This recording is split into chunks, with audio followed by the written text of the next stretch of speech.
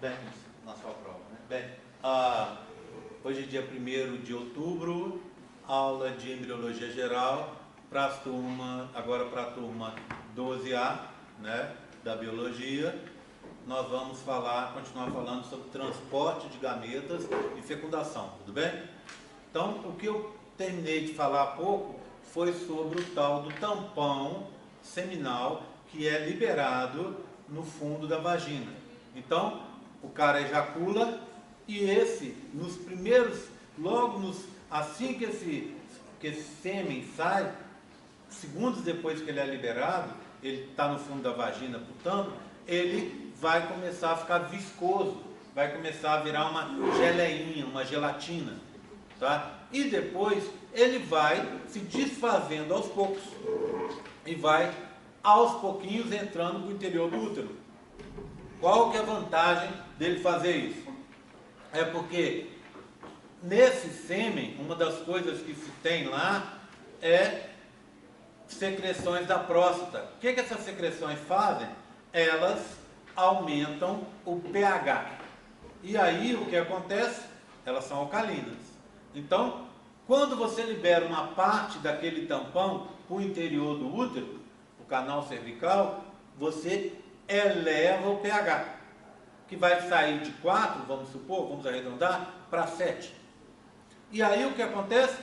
Ficam segundos ali, depois ele começa a baixar de novo, baixar. Aí outro grupo de espermatozoides é liberado, mais um pouquinho de sêmen, um pouquinho de esperma é liberado, e o pH sobe de novo. E assim vai acontecendo quando tiver a sêmen ali. Então ele vai sendo liberado aos poucos, tá? Quando a gente olha para essa estrutura que foi liberada ali, a gente vê o seguinte, deixa eu achar ele aqui. Deixa eu ver o que eu fiz com ele. Será que está lá no fundo? Acho que está. Deixa eu pegar lá. Só um segundo, tá, gente? Cadê as chaves? Engraçado. Tá. Não está aqui. Eu bati foto dele hoje, então deve ter posto lá atrás. Já vou pegar e estou voltando, tá? Só um segundo. Eu já pego tudo que eu preciso.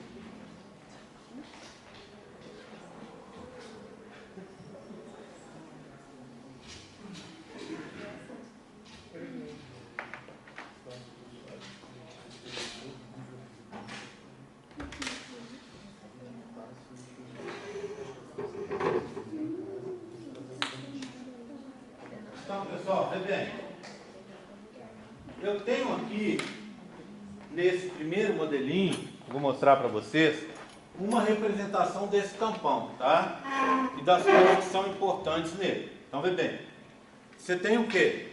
Essas estruturas rosa, tá vendo? Que são o quê? Fibrina, tá? Que é aquela mesma que faz coagulação do sangue. Tá aqui, ó. Tá certo? Tá aqui. Um espermatozoide está preso no tampão de fibrina, tá vendo? Olha ele aqui preso, ó. E aqui, ó, tem essas bolinhas aqui, um laranja escuro, tá vendo? Olha aqui. Essas bolinhas aqui, elas é que vão prender um feixe de fibrina no outro, ou seja, um cabo de fibrina no outro, tá vendo? Elas que são as responsáveis por manter a integridade do tampão. Essas proteínas a gente chama de seminogelina. Seminogelina A e B. São dois tipos. A e B, tá? Olha, é fácil de guardar. Semeno porque vem do sêmen. Gelina porque transforma o sêmen numa geleia, numa gelatina, tá? Estão aqui. E tem umas tesourinhas aqui, tá vendo? Essas tesourinhas. Essas tesourinhas que estão aqui são o PSA. PSA é aquele famoso, né, do teste de próstata. Então, como é que funciona? Olha, antígeno prostático, o P, sanguíneo. Como é que funciona esse PSA? Ele é um marcador da próstata. Como assim? Por exemplo, um menino vai fazer um exame de saúde, exame de sangue. Aí vem o médico e pede o PSA. Quando ele pede PSA, ele está querendo ver a saúde da próstata. Porque se você está produzindo mais PSA do que você deveria estar produzindo naquele momento, ou menos, alguma coisa estranha está acontecendo com essa próstata. Por exemplo, lembra da história que eu contei para vocês da hiperplasia benigna da próstata, que a próstata vai crescendo?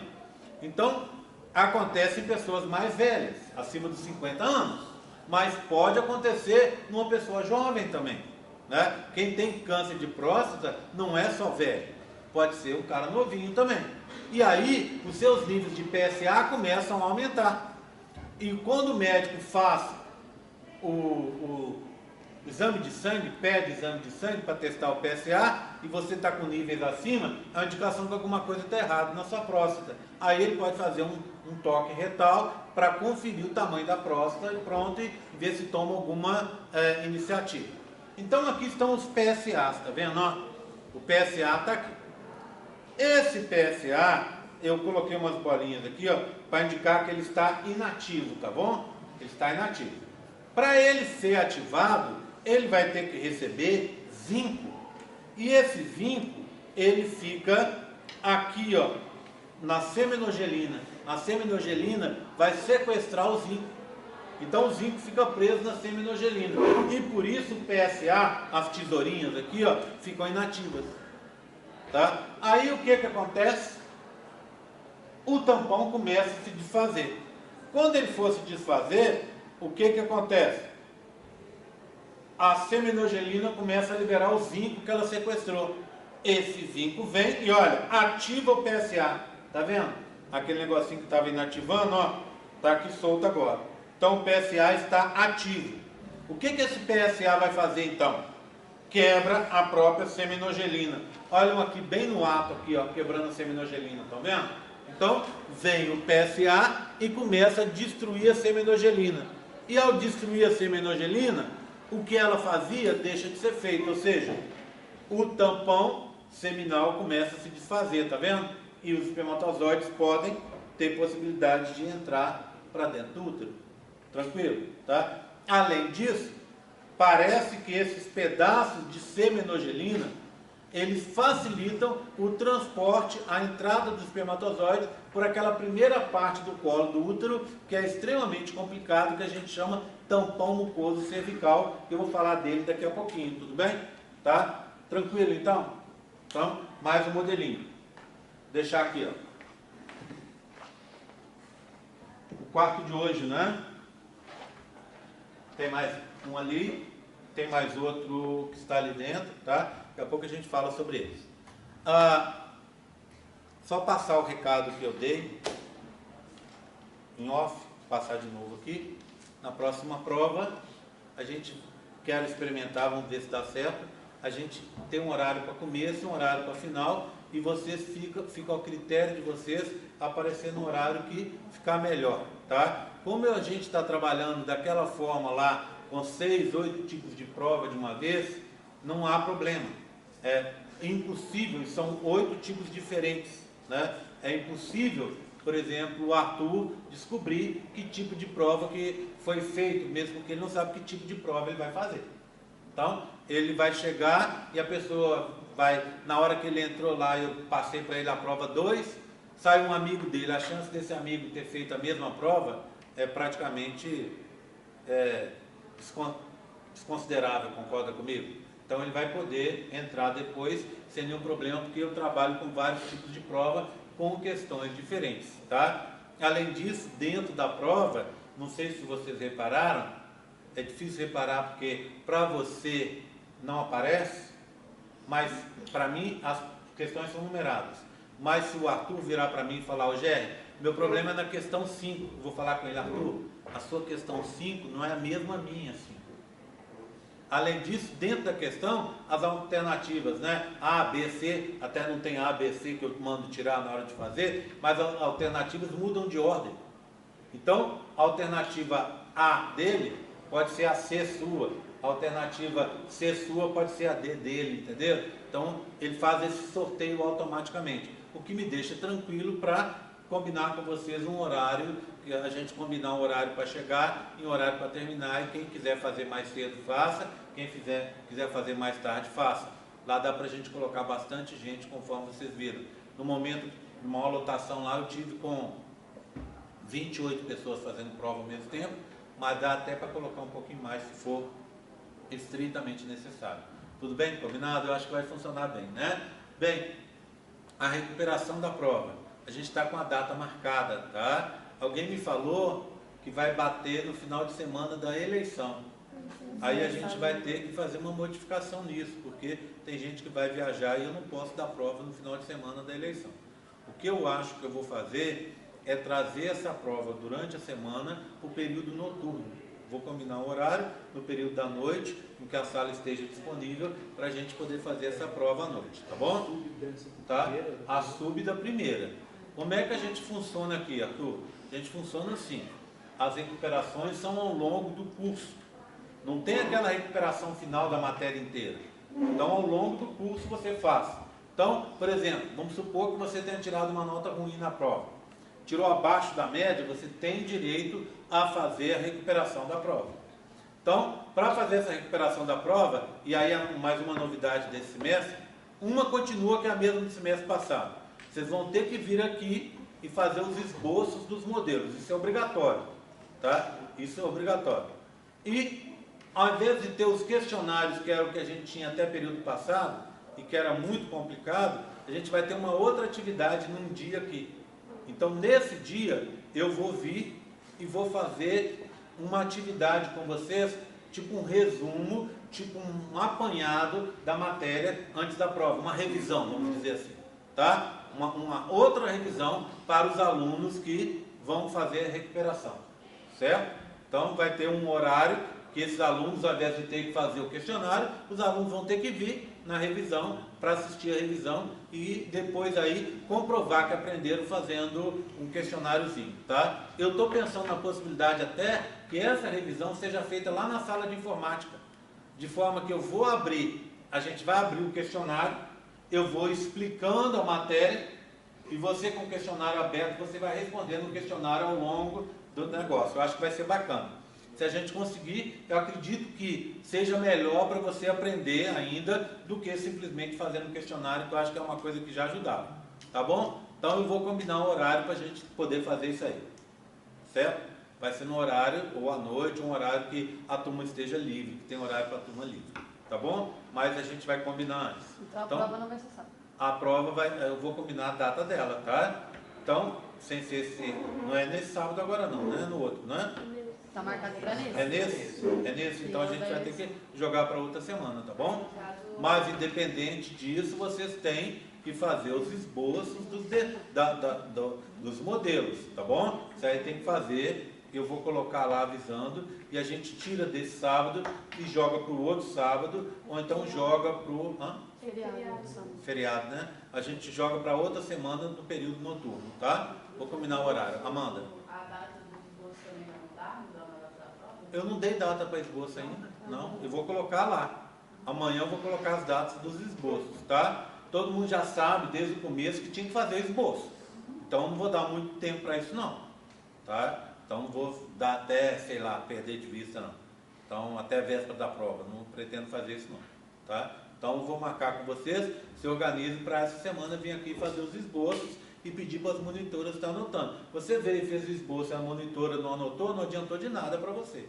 Então faça o esboço, pegue os desenhos que a menina fez, que a Bia fez, pode usar aqueles para você indicar, ao invés de desenhar naqueles que já ela fez, ela não fez de todos, tá? Mas já tem vários prontos. Faz os esboços ali, os que não estão prontos. Os que estão prontos você só indica, igual esse aí que está na mão da Amanda, olha aí, tá? O desenho dela foi colorido, tá? Foi colorido, mas não precisaria nem colorir se ela não quisesse. Era só indicar a cor e o nome da estrutura. É isso que as monitoras vão estar olhando, tá? Porque na prova é importante saber direitinho os modelos. Então isso aí eu não abro mão, não tem como abrir. E ao invés de fazer o questionário, que vai ser uma vantagem para vocês, a gente vai ter um dia em que vai ter essa recuperação, um horário para essa recuperação, eu vou combinar. Tá certo? Tudo bem? Tranquilo? Tá? Então era isso que eu queria falar sobre a prova. Posso seguir na minha aula? Bem, então, vocês entenderam, né? É jogado o tampão aqui, e aí os espermatozoides vão entrando aos pouquinhos. A maioria dos espermatozoides morrem nesse espaço aqui, ó. Por quê? Porque aqui você tem um tampão mucoso. Então, se você olha o útero, na entrada do útero, você vai ter uma coisa assim, ó.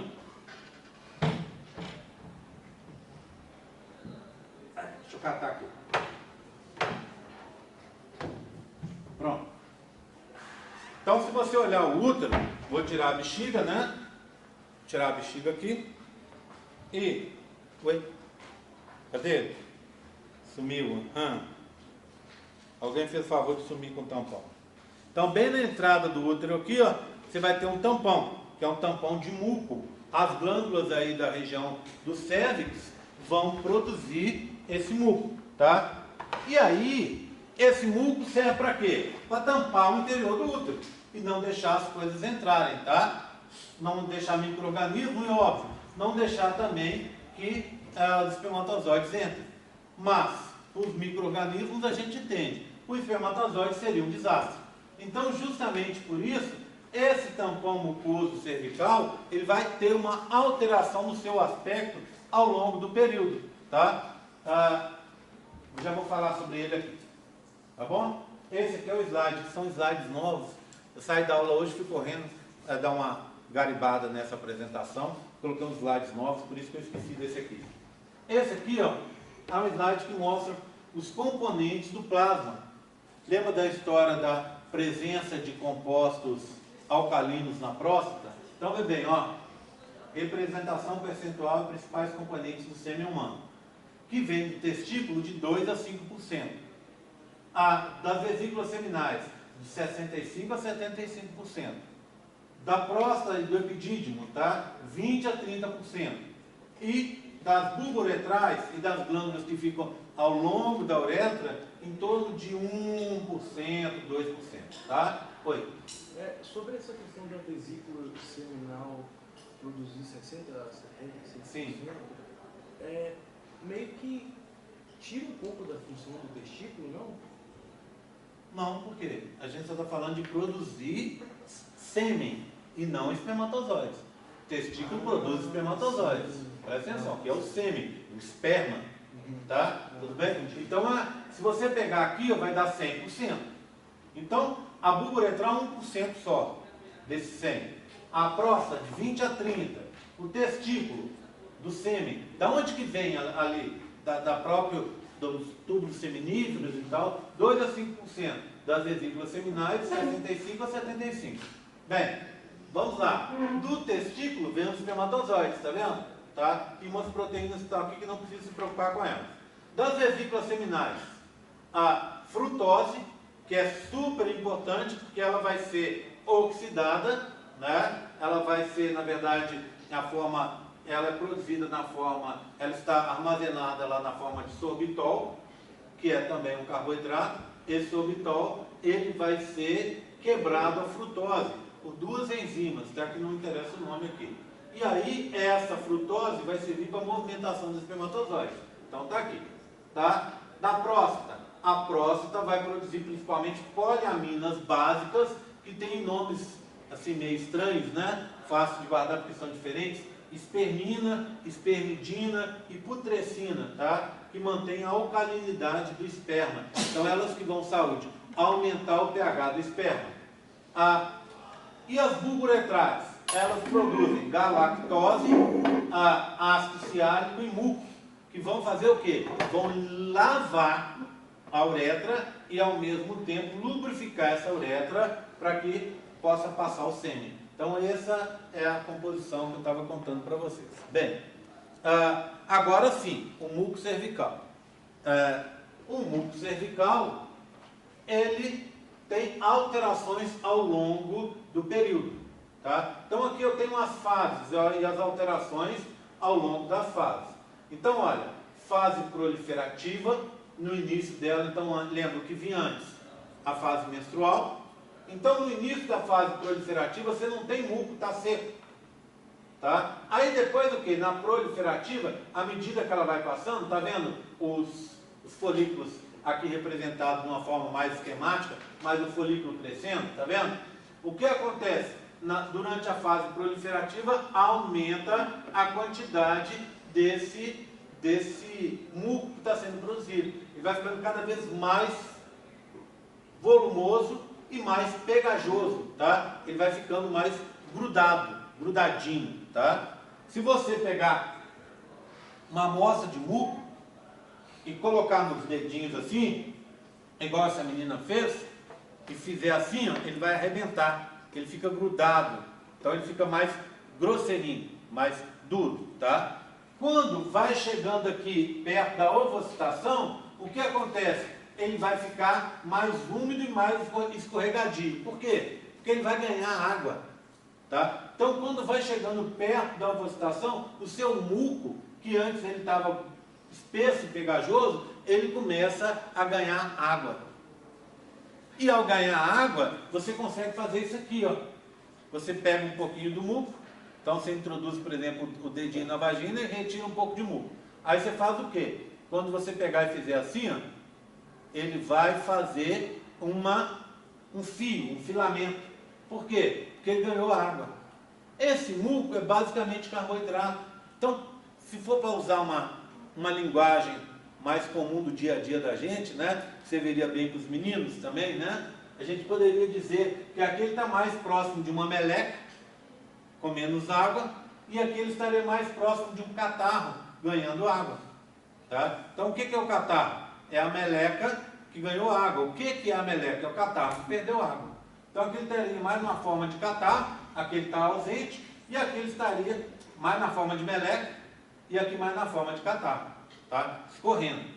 Então, quando vai chegando aqui perto da ovocitação, como ele foi ganhando água, ele começa a escorrer. Ele sai dessa região cervical, atravessa a vagina e às vezes começa a marcar a calcinha. Então a menina consegue descobrir que está perto do seu dia fértil, perto da ovocitação, porque ele ficou úmido e escorregadio. Aí o que aconteceu? Depois volta de novo, olha, ele vai ficando pegajoso, de novo, ele vai perdendo água na fase secretória, ele começa a perder água e no final da fase ele fica seco de novo. Ele vai ficando seco. Bem, tudo bem. Então ele começa, fase menstrual, ausente, porque lava tudo. Fase secretória inicial, ele começa a ficar, vai aumentando em volume, mas não recebe água. Quando chega perto do período seu dia fértil, perto da ovocitação, ele começa a ganhar água. E aí ele vai ficar mais abundante e vai ficar mais escorregadio, fazendo esse tipo de coisa aqui. Depois ele começa a perder água e no final do ciclo ele desaparece. Tudo bem? Então, por que isso acontece? Para a gente entender isso, a gente tem que entender, lembrar do nosso gráfico. Lembra do gráfico? Então, o que você tem aqui, ó?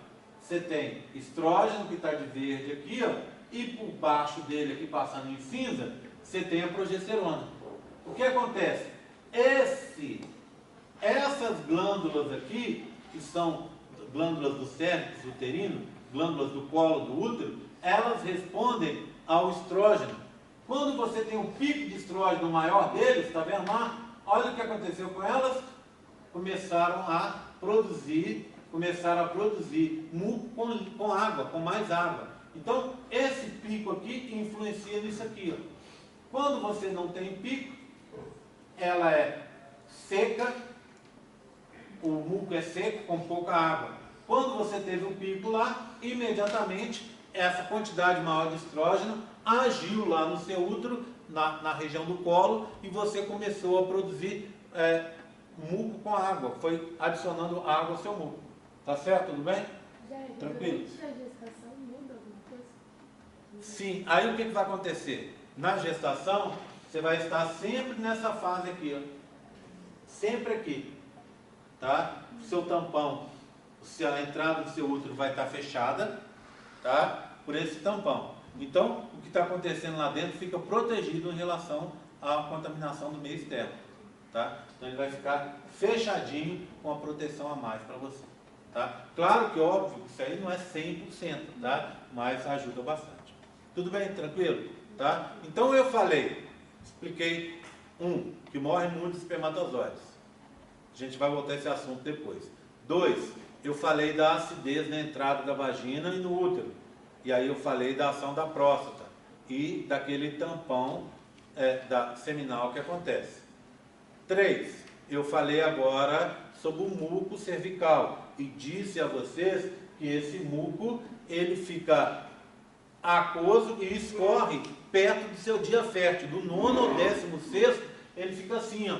E ao ficar assim, ele escorre e aí ele abre espaço para que os espermatozoides possam entrar, tudo bem? Então, porque ele responde aos níveis de estrógeno. Passando. Aí o espermatozoide entrou para dentro do útero e depois para dentro das tubas.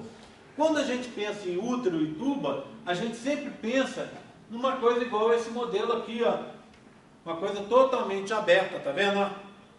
Só que não é assim. Dentro do útero e dentro da tuba é cheio de reentrâncias. Então, olha aqui o que eu tenho. Eu tenho dois cortes aqui da tuba, tá vendo? Ó? Um corte na região da ampola, olha aqui a luz dela, ó, cheia de reentrâncias. E um corte na junção útero-tubária. Daqui a pouco eu vou falar dessa, tá? O que me interessa primeiro é essa de cá. O que acontece? Vê bem,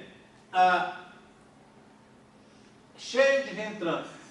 Se eu pegar essas reentrâncias e ampliar, eu vou ver uma estrutura assim. Então o endométrio ele está assim, ele não está igual a gente pensaria através do modelo, né?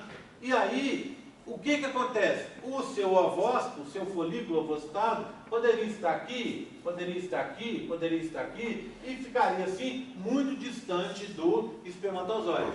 Qual seria aproximadamente o tamanho desse folículo ovocitado? Difícil saber. Mas vamos supor que seja essa bolinha aqui, ó. Tá vendo? Ele poderia estar aqui, poderia estar aqui, poderia estar escondido lá de cá, poderia estar aqui, ó, e o espermatozoide ia ter, obviamente, dificuldade em encontrar.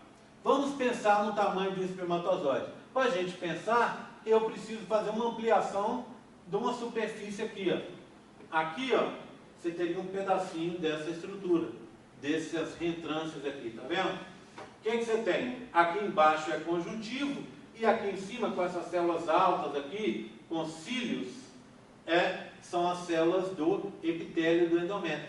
Tá aqui, ó. Tá? Qual seria o tamanho do espermatozoide? Eu não tenho um espermatozoide aqui. Mas vê bem, ó. Aqui eu tenho os núcleos, tá vendo? Ó? O espermatozoide, igual eu falei com vocês, o total do tamanho dele seria um volume, eu ocuparia no máximo um volume de um núcleo aqui. Então, aqui poderia ser a cabeça do espermatozoide, imagina essa sujeirinha aqui, ó. Cabeça do espermatozoide, e você teria uma cauda que viria mais ou menos até aqui, certo? Então, ele é muito pequeno. Imagina, isso é um pedacinho mínimo daqui, ó. E isso é um pedacinho daqui. Tá? Então, para o espermatozoide encontrar o ovócito 2, é uma tarefa complicada. Por quê? Porque essas reentrâncias tornam tudo mais difícil.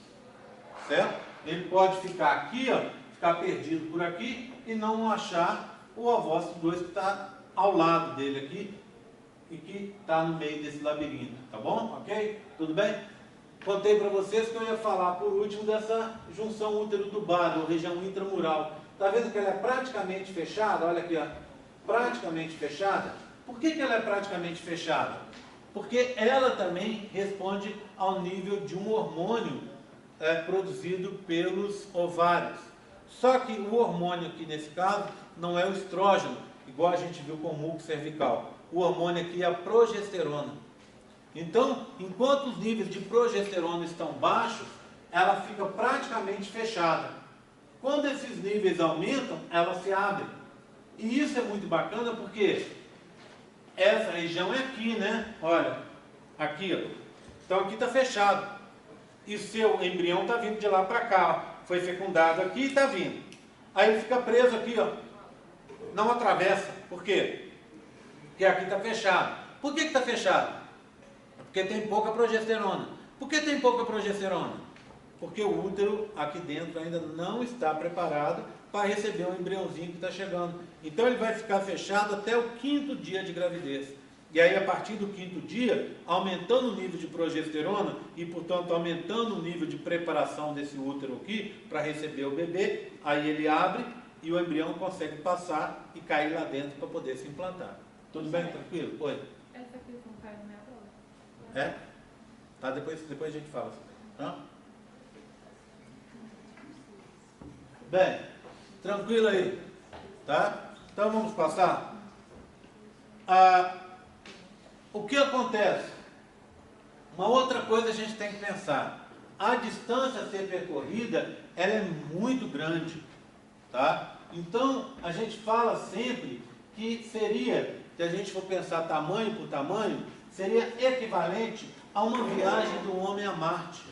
Para você ter uma ideia, com a atual tecnologia, se acredita que se consegue, nem o ônibus espacial as pessoas acabaram abandonando, né? Hoje em dia foguete mesmo. Então, um foguete para sair daqui para chegar em Marte, pensa-se em torno de 2 anos, mais ou menos, tá? Ida, 250 dias para ir, 250 dias para voltar, tá? Bem, 500 dias, né?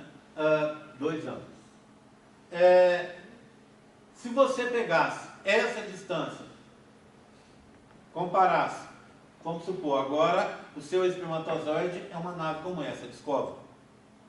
E o local da fecundação, lá na ampola, seria Marte. Tá? Seria equivalente a Marte. Tamanho por tamanho, a distância é a mesma, para vocês terem uma ideia. Ou seja, se você pegar dos túbulos seminíferos, onde os espermatozoides são produzidos, até eles chegarem lá na ampola, é equivalente a Discovery sair daqui e chegar em Marte. Tá? Chegar e voltar de Marte. Então, o que acontece? A nossa tecnologia permite que a gente consiga alcançar essa distância em 500 dias. Agora, o espermatozoide consegue chegar no local de fecundação em 30 minutos depois da ejaculação. Então, o negócio funciona muito bem, obrigado, é muito rápido e muito eficiente. Só que a maioria dos espermatozoides que está chegando lá no local da fecundação tão rápido, eles não conseguem fecundar. Aparentemente, quando eles chegam lá, o ovócito 2, que chegou na ampola, ainda não está preparado. Então eles vão lá, chegam lá, quebra a cara e não conseguem fecundar nada. Os espermatozoides que vão chegar bem depois, que levaria 3, 4, 5 dias para chegar no local da fecundação, esses espermatozoides também parece que não fecundam. Quem vai fecundar é o espermatozoide que está no meio termo. Não é tão lento e também não é tão rápido, tá? Tudo bem? Tranquilo? Bem, então o espermatozoide seguiu o caminho dele, que é partir lá, está errado aqui, tá? Partir lá do testículo, seguir todo aquele caminho que eu expliquei para vocês, ser depositado no fundo da vagina, atravessar o útero e chegar lá na ampola, esse espermatozoide ele tem uma distância enorme e riscos enormes para serem superados. Bem, além disso, uma outra coisa importante. Os espermatozoides duram só 80 horas. Eles têm 80 horas para fazer esse caminho, em média, tá? Em média, a vida do espermatozoide no interior do útero é de 80 horas, ou seja, 3 dias e 8 horas, em média. Enquanto o ovócito 2 dura 24 horas também, em média. Então, você tem 3 dias para esse espermatozoide que foi produzido lá alcançar o ovócito 2. Ou, a gente pode pensar de uma forma diferente. Se você teve uma relação sexual hoje protegida, esses espermatozoides eles vão ficar vivos em média dentro do seu útero por 3 dias. Ou seja, se hoje é segunda, terça, quarta-feira você ovocitar, os espermatozoides estão vivos lá dentro para esperar o ovócito 2 e fazer a fecundação, tá? Eu estou falando em média, então a gente tem que lembrar que na realidade você tem espermatozoides que ficam vivos por mais tempo. Até uns 5 dias a gente acha espermatozoides. Então, por isso que tem aquela história que em teoria funcionaria muito bem, mas que na prática não funciona bem, que é o tal do método da tabelinha. Como é que é a história do método da tabelinha? É simples e lógico, só que não funciona. Por quê? Vou explicar primeiro porque é simples e porque é lógico. Você conta o seu dia da menstruação. Então você menstruou hoje, anota. Próxima menstruação, anota. Faz isso pelo menos 3 ciclos, mas continua fazendo sempre, tá? A partir de 3 ciclos, você pode ter uma confiança de que o seu período menstrual é de X dias. Tá? Então, vamos supor, hoje é dia 1º, você menstruou. No dia 28 de outubro, no dia 29 de outubro, você menstruou de novo. Tá? 1 menos 29, 28. E assim você vai fazendo sucessivamente. Faz a conta, vai subtraindo e vai descobrir sempre que o seu ciclo é de 28. Tá? Então, seu ciclo médio é de 28 dias. Tá certo? E aí, o que acontece? A segunda parte do ciclo é constante. Sempre. Isso não muda, 14 dias. Tá? Aí, o que acontece? Você sempre vai subtrair os 14. Por exemplo, olha, meu ciclo é de 28. Então, 14 com 14, 28. Eu tiro 28 de 14, dá 14. Então, o que eu tenho? Se eu pego hoje, o meu dia fértil, menstruei hoje, meu dia fértil vai ser dia 14. E a minha menstruação vai ser dia 29. E assim sucessivamente. Então, eu consigo o quê? Guardar ter uma ideia do meu período fértil. Tá? Do meu período em que eu vou estar ovocitando e poderia engravidar. O que eu faria então? Lógico, naquela semana eu ponho aquele dia no meio, que é o dia 14, que eu expliquei para vocês, tiro alguns dias antes e alguns dias depois.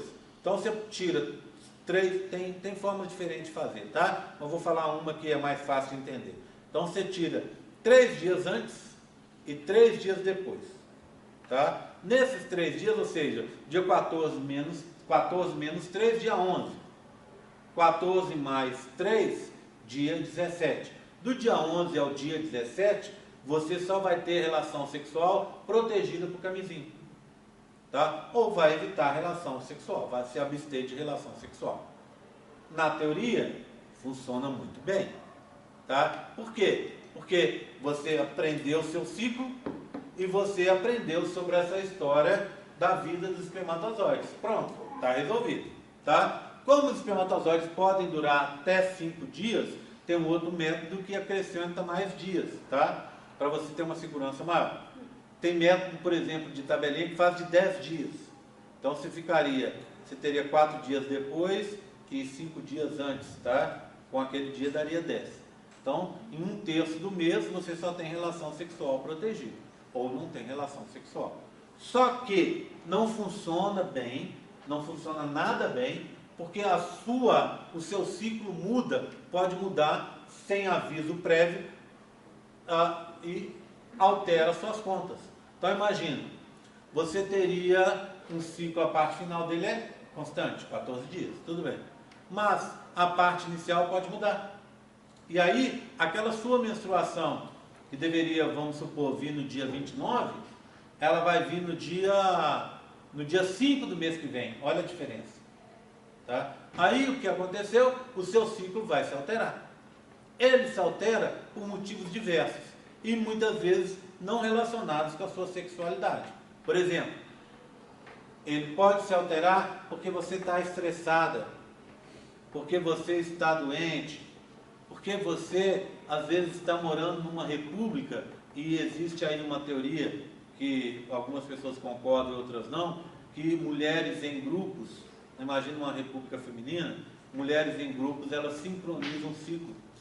Tá? Então, seu ciclo pode mudar de forma inadvertida, sem te avisar nada. E aí, o que acontece? Você não tem como se planejar e não pode confiar nesse tipo de coisa.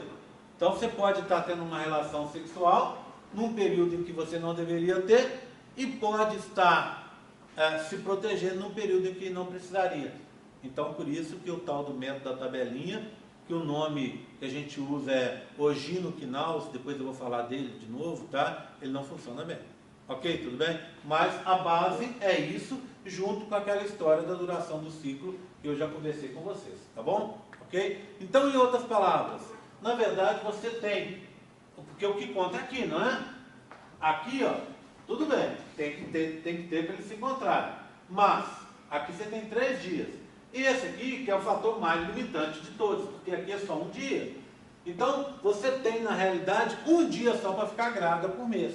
Ou seja, você tem se é um ciclo aproximadamente, vamos arredondar, né, uma vez por mês, tá? Dá o quê? 12 chances, 12 dias no ano, tá? Apesar disso, se você pensar que é tão pequeno, apesar disso, se você tem relações sexuais frequentes ou constantes, né? O que seria uma relação sexual frequente? Uma frequência de relações sexuais. É ter relação sexual pelo menos dia sim, dia não. Porque se você considerar que o prazo é de 80 horas, então você tem hoje, amanhã não tem, tem no dia seguinte. Então sempre vão permanecer espermatozoides dentro do útero viáveis, não é isso?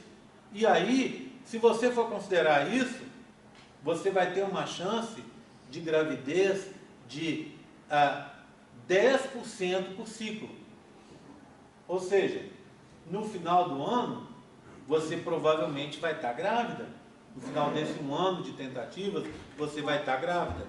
Tá? Agora, esse tipo de coisa é relativo, tá? Isso eu estou falando no caso de uma menina que não tenha nada que impeça a gravidez dela, por exemplo, não tenha ovário policístico, alguma outra coisa que diminua a fecundidade dela, que tenha um parceiro que também não tenha varicocele, alguma outra coisa que acabe atrapalhando a fecundidade dele. Então, se está tudo normal na fecundidade dos dois e eles estão tendo essas relações sexuais constantes, tá? A tendência é engravidar. Agora, se não engravida, porque alguma coisa provavelmente está errada, tá? Com um dos dois ou com os dois. Aí tem que dar uma pesquisada para ver o que é. Na imensa maioria são coisas simples, igual eu falei com vocês.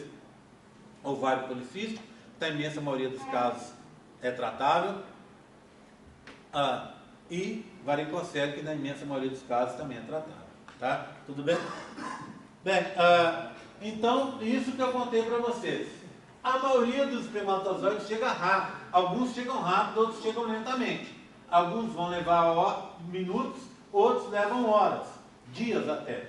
Só que nenhum desses dois grupos consegue, na realidade, fecundar. Quando a gente vai observar o mecanismo de transporte dos espermatozoides, a gente observa o seguinte, e é uma coisa que a gente sempre tem errado na cabeça da gente.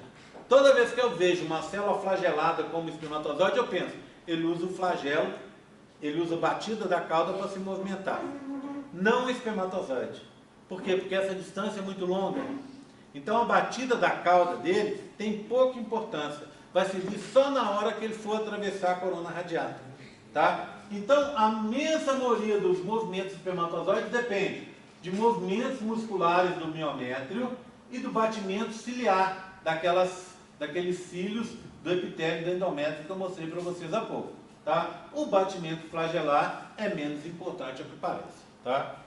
Bem,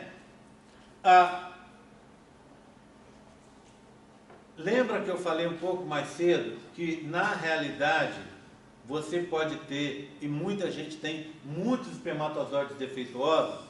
É super comum você ter grande quantidade de espermatozoides defeituosos.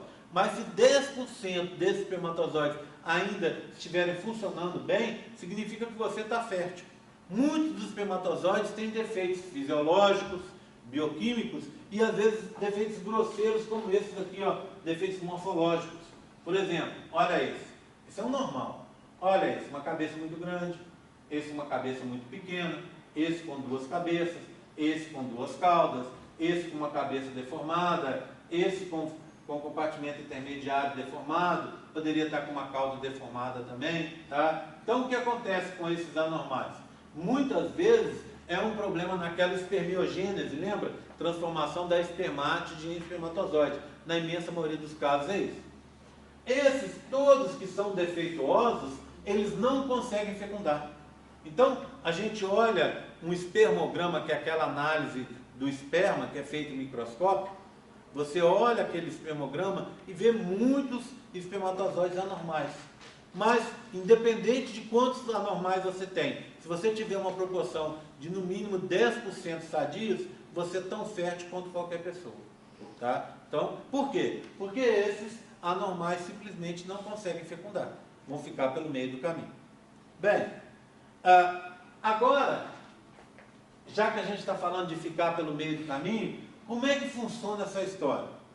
deixa eu até começar falando para vocês o seguinte. Como o espermatozoide ele se prepara para chegar no local da fecundação?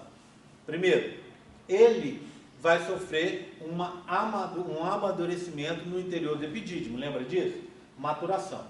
Ali são feitas transformações nesse espermatozoide. Ele vai passar a ser capaz de bater a cauda, vai passar a ser capaz de reconhecer a zona pelúcida para fecundar, etc, etc. Então isso acontece naqueles 3 meses. É o processo de amadurecimento ou maturação. Quando o espermatozoide entra no útero, acontece primeiro um processo que a gente chama, deixa eu até achar o slide aqui que está fora de ordem, é um processo que a gente chama de capacitação. Está aqui. O que é uma capacitação? É um processo complexo, tá? Para a gente simplificar, já que aqui é embriologia básica, eu vou dizer para vocês o seguinte. Então, olha, maturação no epidídimo, capacitação dentro do útero, dentro do sistema genital feminino. O que é essa capacitação? É tornar o espermatozoide capaz de fecundar, arrumadinho para fecundar, tá?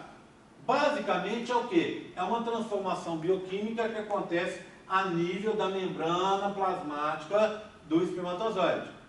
Essa transformação, que é complexa, ela, para a gente, você só precisa saber que ela envolve o colesterol, ponto, tá? Então, transformação que capacita o espermatozoide para fecundar, que acontece no interior do útero, tá? E que envolve o colesterol. Pronto. Esse é o primeiro. Agora, vê bem, existe, agora eu vou voltar para aquele de lá, tá?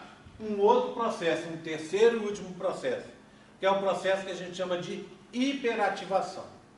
Até um período atrás, até alguns anos atrás, se você pegar um livro mais antigo, o cara vai dizer para você assim, uma das explicações clássicas para você entender porque a gente produzia tanto espermatozoide era a seguinte: as meninas têm 2 tubas. Então, metade dos espermatozoides vão para a tuba certa, a metade vai para a tuba errada. E aí já perde metade. Por isso, você tem que produzir pelo menos uma quantidade bem maior, né?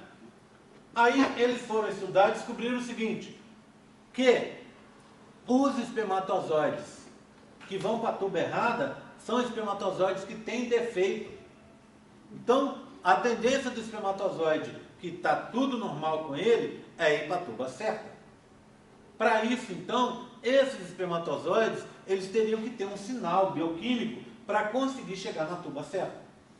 Até um tempo atrás, isso era um mistério. Aí no começo aí dos anos 2000, 2005, 2010 mais ou menos, foi reforçada uma coisa que já tinha sido descoberta um pouco antes, que era o papel da progesterona como uma substância química para direcionar os espermatozoides. Então, como é que funciona? Assim, a progesterona vem, se liga na membrana plasmática do espermatozoide.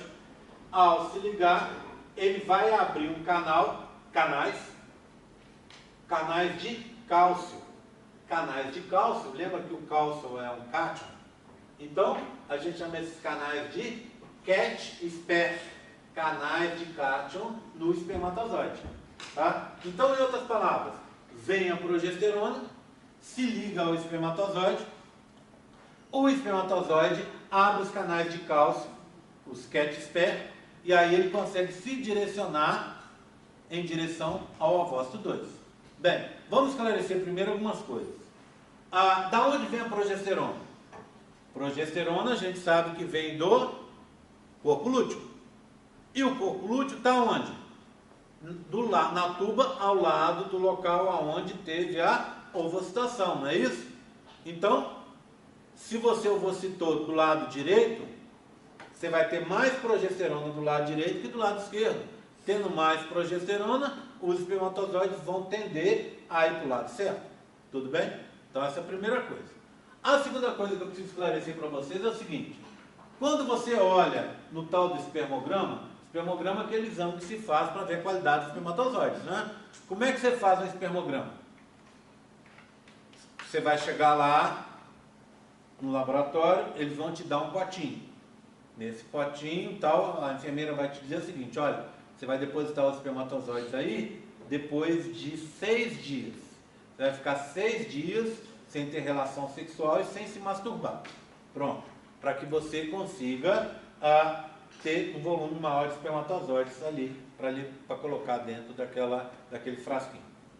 Aí, depois você se masturba, leva o potinho lá para o laboratório.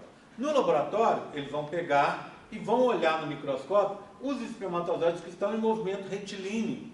Estão indo para frente. Esses são os espermatozoides saudáveis. Tá? Lá dentro você vai ver espermatozoide parado, que o cara faz uma estimativa e diz, ó, quando você pega o resultado do exame, tem lá X espermatozoides parados, X% de espermatozoides parados, X% de espermatozoides com movimento aleatório. Espermatozoide que ao invés de ir para frente, ele está fazendo volta sobre ele mesmo, fazendo movimentos meio maluquinhos assim. Então, os que vão ser bons são aqueles que estão indo para frente. E aqueles que não têm deformações visíveis, é claro. Bem, só que o espermatozoide que está indo para frente, ele não vai servir no interior do útero. Por quê? Lembra da figura? O que acontece? Imagina o espermatozoide vindo para frente, ó. Ele vem para frente, subiu aqui, ó. Vem para frente, passou. Vamos supor que ele conseguiu passar aqui, ó. Passou e bateu aqui, ó. Ele só vai para frente. Então ele vai ficar preso aqui, ó. Ele não consegue fazer a curva. E ao ficar preso aqui, ó, ele não vai nem para frente nem para trás. Fica um bom tempo parado ali. E aí o que acontece? Vem uma célula de defesa e destrói esse espermatozoide. Tá? Então, os espermatozoides dentro do útero, eles têm que ser capazes de fazer esses movimentos, essas curvas.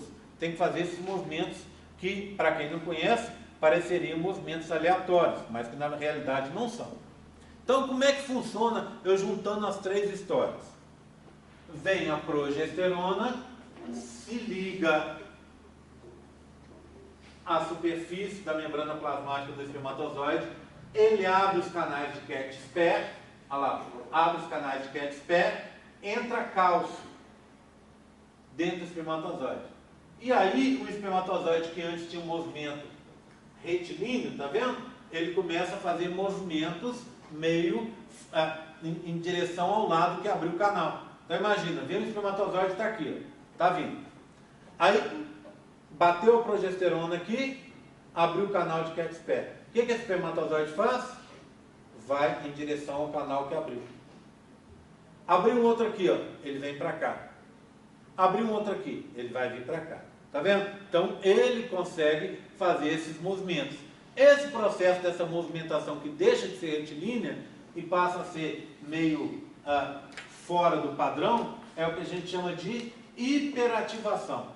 Então a hiperativação é a mudança da trajetória retilínea do espermatozoide. Eu coloquei circular, mas não é bem circular, né? Para uma trajetória diferente, né? Que vai facilitar ele encontrar o ovócito 2. Não é entrada, né? Facilitar encontrar o ovócito 2. E que vai acontecer no interior do útero, porque é lá que você vai ter a progesterona para que o processo aconteça. Tudo bem? Tranquilo? Tá? Bem, então a história é a seguinte. O processo, ele a distância é muito longa. Nós vimos no exemplo da nave espacial lá, né? O tempo é restrito, ele só dura 80 horas. O ambiente é inóspito, né? Com acidez elevada na vagina e no útero, com presença de muitas células fagocitárias para defesa e também bastante complexo, porque tem as reentrâncias, tem a barreira mucocervical. E a orientação que a gente está vendo é feita por sinais químicos pouco evidentes. Por que eu estou dizendo que são pouco evidentes? Porque imagina, qual que é o sinal químico que a gente conhece até o momento? É o sinal que está vindo da progesterona, que é produzida pelo corpo lúteo, que não está no ovócito, está em outro lugar, na direção do ovócito, mas não no ovócito. Muito provavelmente, daqui a alguns anos, com a descoberta das coisas, com a evolução aí da pesquisa na área, a gente vai descobrir que existem substâncias que são produzidas pelo próprio ovócito também. Porque essa história fica explicada só até a metade, não é? Eu consigo entender porque o espermatozoide está indo para a tuba esquerda, não para a tuba direita. Mas como ele chegou no meio daquelas reentrâncias e conseguiu achar o ovócito 2 que estava naquela posição exata, a gente não sabe. Então ali também tem sinais químicos que estão agindo naquele local. Bem, um outro problema para o espermatozoide em si é a presença de muitos competidores. É uma chance em 250 milhões de um espermatozoide X fecundar. Então pensa bem, você pega ali uma ejaculação, tem 250 milhões de espermatozoides. Você pega um só e fala, qual a chance de você fecundar? É 1 em 250 milhões.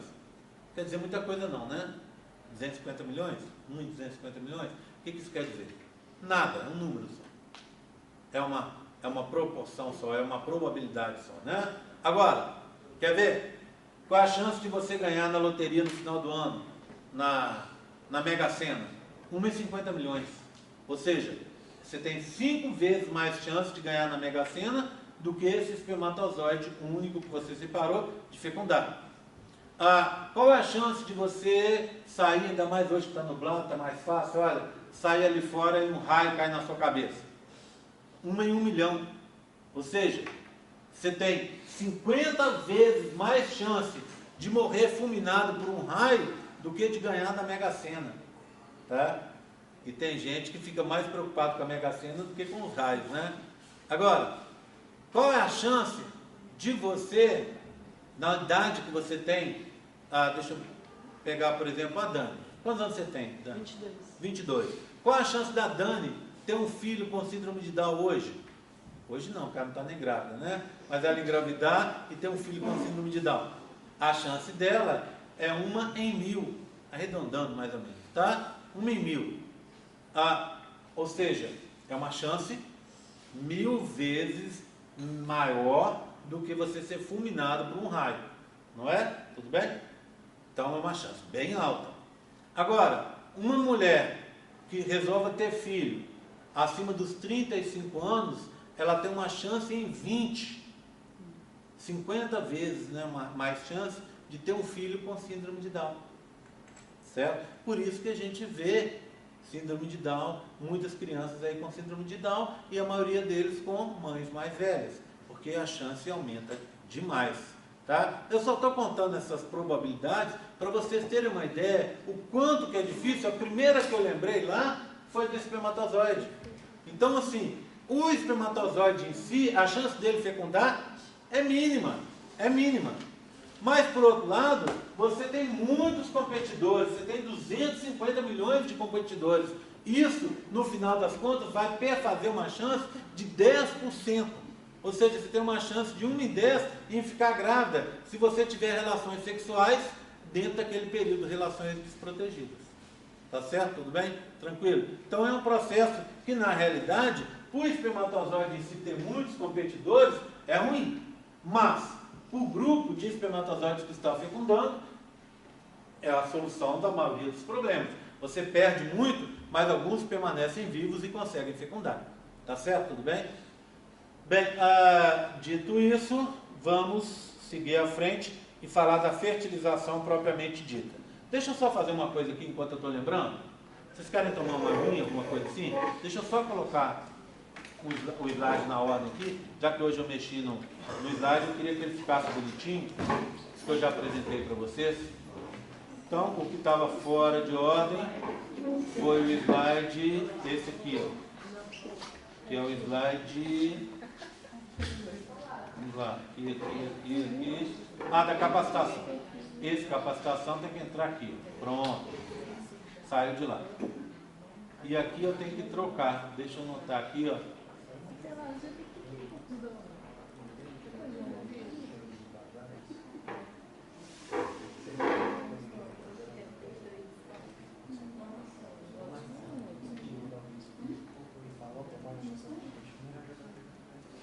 E na maioria das vezes eu troco, você sabe, né? Você sabia que o seu saúde, não é você que pensa em seu saúde já não Já automático, eu sou um cara extremamente educado. Funciona desse jeito. E o dia que eu estou nervoso por alguma coisa, você vai reparar. O dia que eu estou irritado com alguma coisa, Eu reparei que você deu esporro no... eu não consigo.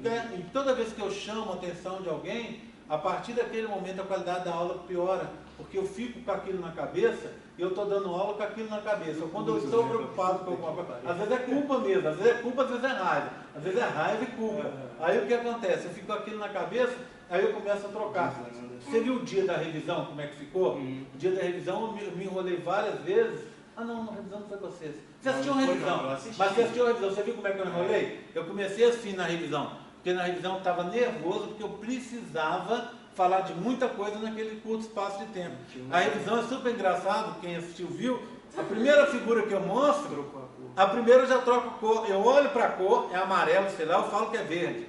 Eu já penso comigo, nossa senhora, hoje vai ser um dia difícil, porque quando eu estou exatamente assim, nervoso com o negócio, preocupado com o andamento das coisas, a primeira coisa que eu faço é trocar a cor. Eu olho a cor e falo outra cor. Eu olho verde e falo assim, então, essa camiseta vermelha, na minha cabeça é verde, mas na hora que sai vermelho. Aí é fogo. Vamos continuar? Aí você vê claramente quando acontece alguma coisa, quando eu estou preocupado com alguma coisa, quando eu estou cansado, aí começa a trocar. Quando eu estou legal, aí o saúde sai automático, eu faço comentário e tudo funciona direitinho. Então vamos lá, hein? Fertilização, tá? Ou fecundação. Certo? Então, só para a gente ter um resumão da história. Nós já falamos até aqui, ó, né? Capacitação, depois hiperativação, que é o negócio dos canais de Cat-Spare. Aí vem passagem pela corona radiata, tá? Que vai depender da batida da cauda do espermatozoide. Eu falei rapidamente, tá? Tem um erro aqui, ó. Tá errado. Tem que mudar, tá? Também tá errado aqui. Essa apresentação eu fiz e depois descobri que tinha algumas coisas erradas. Hoje eu já mudei muitas, mas ainda tem algumas aqui que tem que arrumar. A passagem pela corona radiata, aqui tem uma mistura. Essa hialuronidase e a acrosima é a reação acrossômica. Então, isso aqui é daqui, ó, aqui de baixo, tá? E é só batimento flagelar para a passagem da corona radiata. Depois ligação com a zona pelúcida, que é com ZP3, depois ZP2.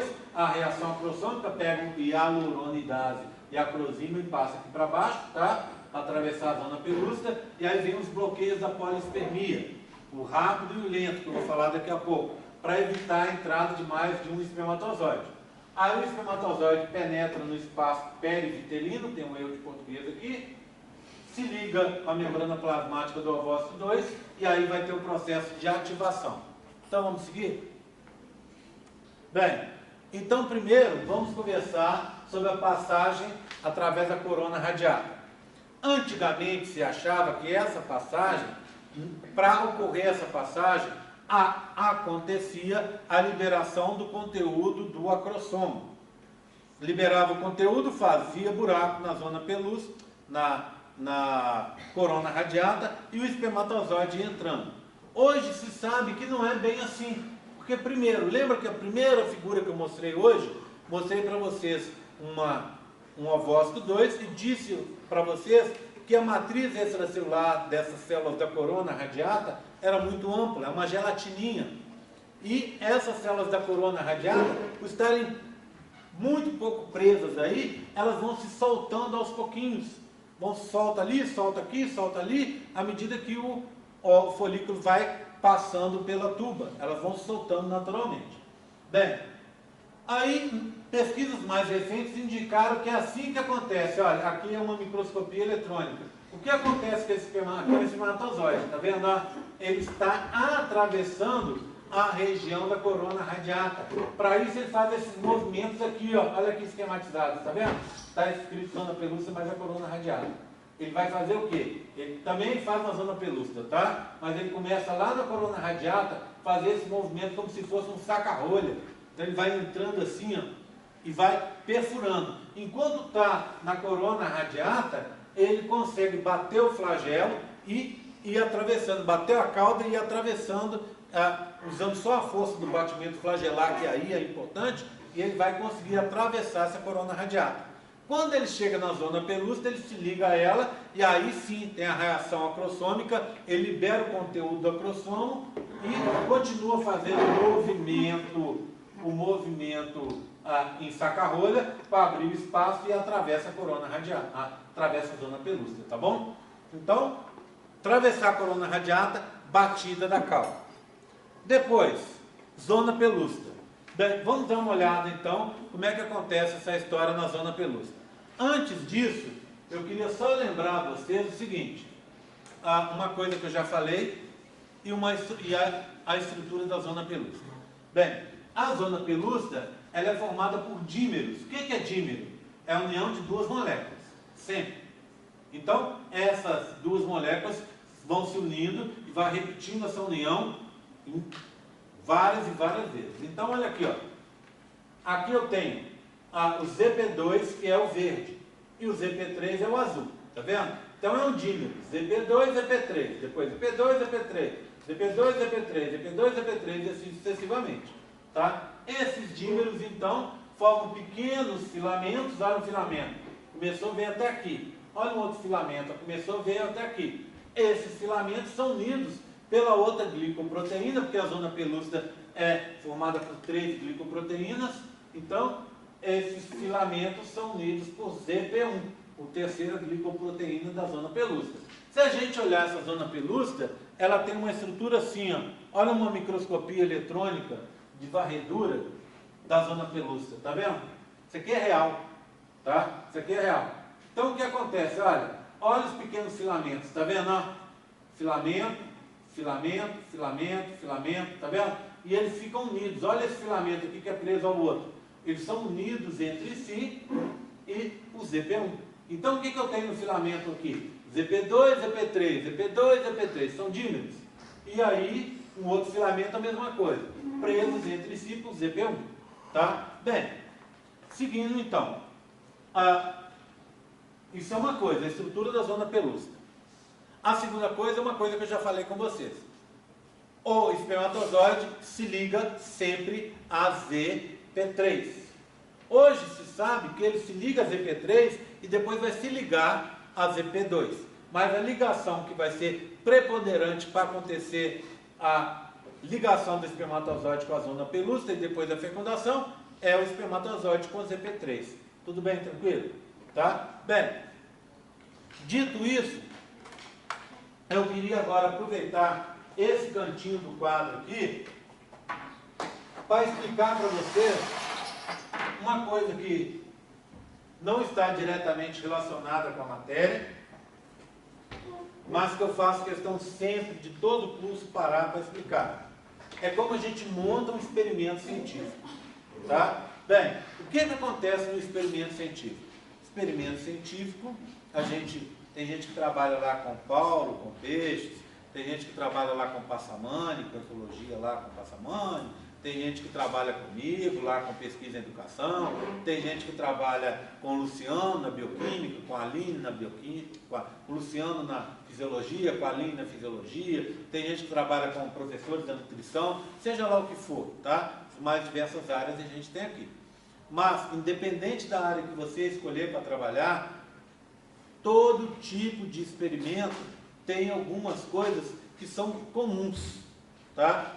Então, para você fazer um experimento, você tem que deixar alguns fatores que são... então, deixa eu colocar aqui. Experimento. Esses fatores têm que ser mantidos, então são fatores invariáveis, vamos dizer assim, tá?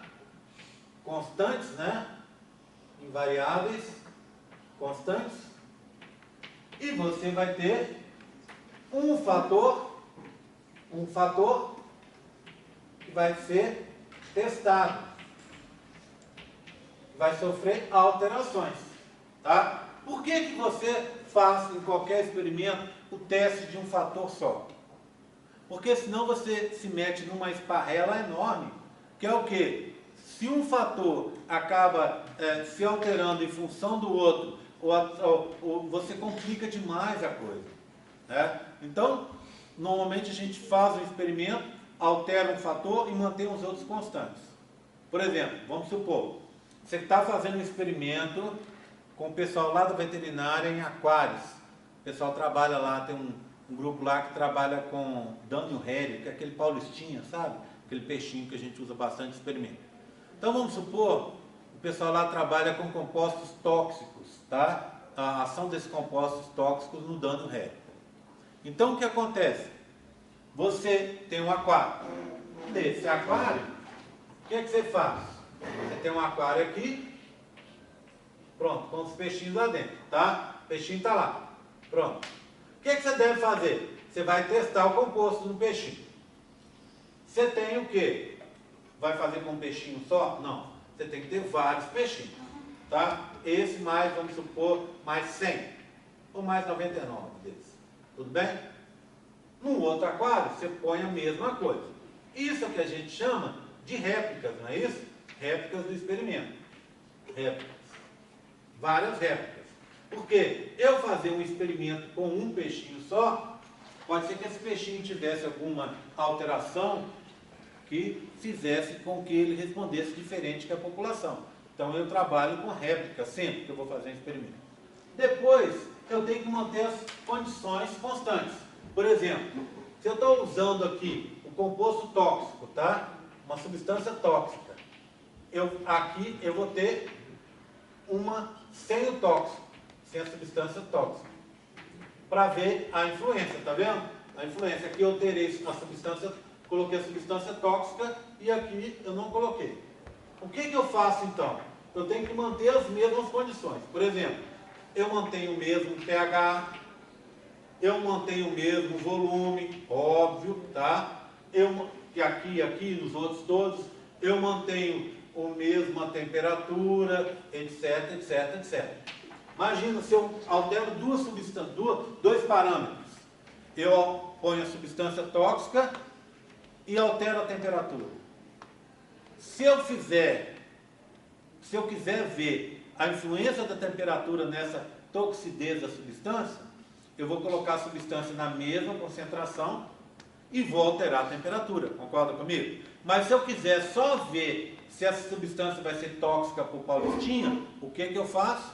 Eu pego, mantenho a temperatura e acrescento a substância. Se eu simplesmente alterar, colocar a substância e não me preocupar com a temperatura, o que acontece? Pode ser que a temperatura potencialize a ação da substância ou o contrário, que ela não seja tóxica a 30 graus, por exemplo, e que seja mortal a 25. Então eu tenho que manter a temperatura constante, tudo bem? Parâmetro que eu estou mantendo constante e alterando um outro ali, tá? Aí eu vou conseguir testar esse fator. E como eu disse para vocês, tem que ter réplicas. Um só não basta, tá? Um só não basta. Outra coisa, eu tenho que ter uma metodologia bem descrita. Porque essa metodologia bem descrita é que vai fazer, na hora que eu terminar meu experimento e escrever o trabalho, essa metodologia que vai indicar para um cara lá do outro lado do mundo, lá no Japão, ele pode refazer o meu experimento. Provar que eu fiz e não inventei nada, que eu fui honesto, que eu fui ético, tá? Então, eu preciso ter uma metodologia muito bem feita. Tá bom? Bem, todo experimento, ele tem que ter ainda controle. Controle. Um experimento pode ter um controle positivo ou pode ter um controle negativo. Nunca ambos, tá? Não tem como no mesmo experimento você ter um controle positivo e um controle negativo. Por exemplo, deixa eu tentar um exemplo aqui que seja claro para vocês. Vamos supor que eu estou testando uma pílula anticoncepcional. Tudo bem? Tá? Essa pílula anticoncepcional, ela vai parar o ciclo feminino. Não é assim? Não é isso que ela faz? Então eu tenho que ter controle nesse meu experimento. Qual que é o controle? Mulheres que têm um ciclo. Eu vou criar uma pílula nova, olha que beleza. Mas eu tenho que testar em alguém para ver se essa pílula realmente funciona. Eu testo nas ratinhas, no macaco, seja lá onde for, nas macacas, mas depois eu tenho que testar em pessoas, para eu conseguir comercializar esse medicamento. Se esse medicamento para o ciclo, eu tenho que ter controle de pessoas que têm um ciclo. Portanto, que são controle positivo, não é verdade? Controle positivo. Tá? Então, controle positivo está aqui. E o controle negativo? É quando eu estou avaliando uma situação que na realidade não existe. Tá? Então, eu estou fazendo ela acontecer. Deixa eu ver se eu lembro um exemplo. Vamos supor, eu estou testando agora essa pílula, e essa pílula, ela tem um problema. Ela vai aumentar a TPM das meninas. Tá? Ela aumenta a TPM das pacientes que tomaram a pílula. Então eu tenho que ter controle para testar essa pílula, para eu poder comercializar, antes de comercializar, de meninas que não tenham TPM. Tá? Imagina, eu testo uma menina que ela já tem uma TPM elevada. O que adianta? Aí eu vou falar, o medicamento realmente causou uma TPM muito forte nessa menina. Só que essa menina já tem TPM. Então não adianta. Concorda comigo? Eu tenho que ter um controle negativo de meninas que não tenham TPM. Do mesmo jeito, se eu quero testar um medicamento que eu estou vendo que ele vai parar o ciclo, eu preciso testar meninas que têm um ciclo normal. Tá vendo? Eu não consigo ter controle positivo e negativo no mesmo experimento.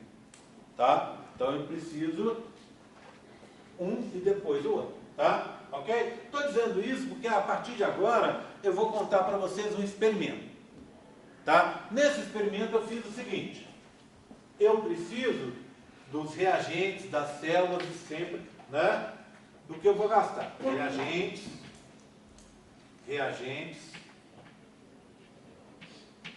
células, etc.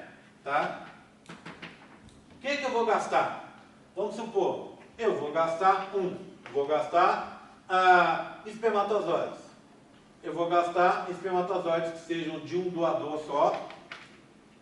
Ou, se for de mais de um doador, eu misturo os lotes, tá? Eu pego, vamos supor, o menino A me deu espermatozoides, o B, o C e o D. Como o espermatozoide do A vai ser diferente do B, do C e do D, eu misturo todos os espermatozoides, faço um grupo único, um pool, né? Um grupo de espermatozoides e vou usar aquilo ali. Então eu preciso de doador de espermatozoides, SPZ, tá bom? Doadores, ou doador, tá? Eu vou pegar amostras, vou trabalhar com amostras, vamos supor de 100 microlitros, tá bom? 100 microlitros. Lembra que cada ejaculação você teria em torno de, sei lá, uns 4 ml? Então 100 microlitros dá uma boa quantidade. Eu vou precisar também de doadores, ou doadoras, não é isso? De ovócitos 2, do gameta feminino. Tá? Vamos dizer que em cada experimento eu vou pegar amostras, vamos dizer que eu vou pegar amostras de 10, tá? 10 ovócitos 2. Tá? Tudo bem? Esse meu experimento ele tem um controle. É o controle que a gente chama controle positivo. Porque é uma coisa que acontece e eu quero interferir nela fazendo com que ela não aconteça. Tá? O que eu vou fazer? Quando eu juntar 100 microlitros de espermatozoide mais a 10 ovócitos 2, ovócitos 2, o que eu espero que aconteça? Eu espero que eu tenha 10 fecundações, não é isso? Se está tudo correndo bem, eu vou ter mais ou menos umas 10 fecundações. Se tudo correr bem, eu tenho 10 fecundações. Tá? Então, meu controle positivo é formado por espermatozoides e ovócitos 2. Pronto. Acontece fecundação. Tá? Ok? Só que, no experimento que eu vou mostrar aqui para vocês, não é bem isso que é feito. Por quê? Porque quando você junta o espermatozoide com o ovócito 2, conforme vocês estão vendo aqui, várias coisas acontecem antes de ter a fecundação. E pode acontecer de alguma coisa atrapalhar a fecundação. Não há nada de errado com o espermatozoide, nada de errado com o ovócito 2, mas por algum motivo não chega a fecundar. Tudo bem? Então, para simplificar, ao invés de eu mexer com fecundação, eu vou fazer assim, ó. Ligações espermatozoides, ovócitos 2. 10 ligações, tá? Ou seja, eu vou ter no final, então eu tenho o ovócito 2 aqui e os espermatozoides. Um monte. Pronto. Aí eu tenho o quê? De novo. E assim sucessivamente, tá? O que eu espero ao final? Que esse ovócito 2, ao final, quando eu juntar com os espermatozoides, eu vou ter ovócitos, espermatozoides ligados a esse ovócito 2, ó. Do mesmo jeito esse de cá. Tá vendo? Do mesmo jeitinho aqui, ó. E isso eu consigo ver usando uma marcação que libere, que produza luz quando acontece a ligação. Saúde. Essa, não foi, como eu disse, como você falou, é meu cérebro, é automático, não é não, viu? É de coração, tá? Então, o que acontece? Eu usando um composto fluorescente, quando o espermatozoide se ligar com o ovócito 2, eu fico sabendo, tá? Então, eu vou ter, ao final, 10, vou fazer até diferente, ó, 10 ovócitos 2 ligados com os espermatozoides. Tudo bem? Entenderam o motivo de eu fazer assim e não olhar a fecundação? Porque nem sempre acontece a fecundação, tá? Tudo bem? Tranquilo? Pronto, certo? Então é isso que eu vou fazer. Agora, vê bem, vamos montar o experimento? Vou fazê-lo aqui, ó. Olha, 1, 2, 3, 4, 5. Ah, faltou uma coisa que eu vou precisar aqui, ó. Eu vou precisar de componentes da ZP, zona pelúcida, tá? Eu vou precisar de ZP1 isolado, ZP2 isolado e ZP3 isolado. Como é que eu consigo isso? Eu peço para meninas me doarem os folículos, aí eu vou no laboratório, faço uns procedimentos e consigo separar ZP1 isolado do ZP2 e do ZP3. Eu vou precisar deles isolados, tudo bem? Aí eu vou montar um experimento. O que eu uso no experimento 1? Algumas coisas repetem. Olha lá, 100 microlitros de espermatozoide mais 10 ovócitos 2. Tudo bem? Esse é o meu primeiro. O meu segundo, 100 microlitros de espermatozoide mais 10 ovócitos 2. Isso eu vou fazer em todos, tá? Olha, 100 microlitros, 100 microlitros, 100 microlitros de espermatozoides, de espermatozoides, de espermatozoides, mais 10 ovócitos 2, mais 10 ovócitos 2, mais 10 ovócitos 2. Bem, se eu fizer assim, o que eu espero? Que no final das contas, dê 10 em cada um desses, vai dar 10 ovócitos 2 com espermatozoides ligados, não é isso? Agora sim, eu começo a fazer a interferência. Qual que é a interferência? Nesse segundo aqui, ó, eu vou colocar o quê? Concentrações crescentes de ZP1. O que eu vou fazer neste de baixo aqui? Concentrações crescentes de ZP2. O que eu vou fazer nesse aqui? Concentrações crescentes de ZP3. Vou pegar um com ZP2 e um com ZP3, tudo bem? Eu tenho uma plaquinha em que eu ponho os espermatozoides e o ovócito 2, está aqui, ó. Tá? Nessa quantidade que vocês viram. Tudo bem? Aí eu vou colocando o quê? ZP2. Na outra, eu faço igualzinho, mas ponho uma concentração maior de ZP2. Na próxima, eu faço de novo e ponho uma concentração grandona de ZP2. Mesma coisa com o ZP1, mesma coisa com o ZP3. Tá? Ok? Tudo bem? Então eu vou ter réplicas, porque não posso fazer uma só. Então vamos supor, eu tenho 10 plaquinhas com concentração de 1 microlitro de ZP1. Depois eu vou ter 10 plaquinhas, sempre mantendo 100 microlitros de espermatozoide e 10 ovócitos 2. Na primeira eu ponho 100 microlitros de espermatozoides, 10 ovócitos 2, mais 1 microlitro de ZP1.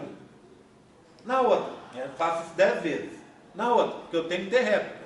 Na outra, mesma coisa, ao invés de pôr 1 microlitro, eu ponho 2 microlitros de ZP2.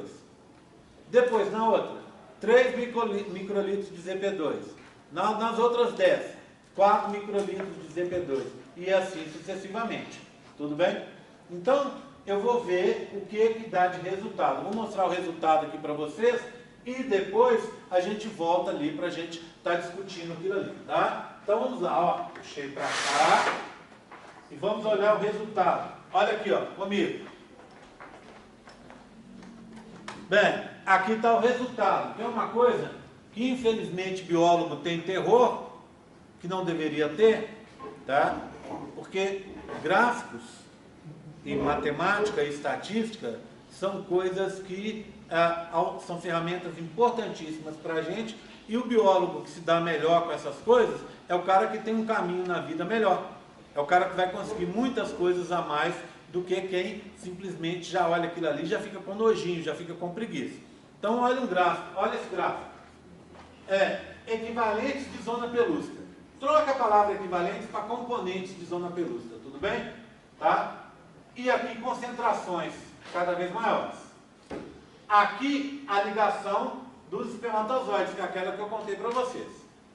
Eu tenho, o ZP1 está de vermelho, a curva do ZP2 está de verde, a curva do ZP3 tem duas, tá vendo? Que vai me interessar primeiro essa aqui, ó, de azul.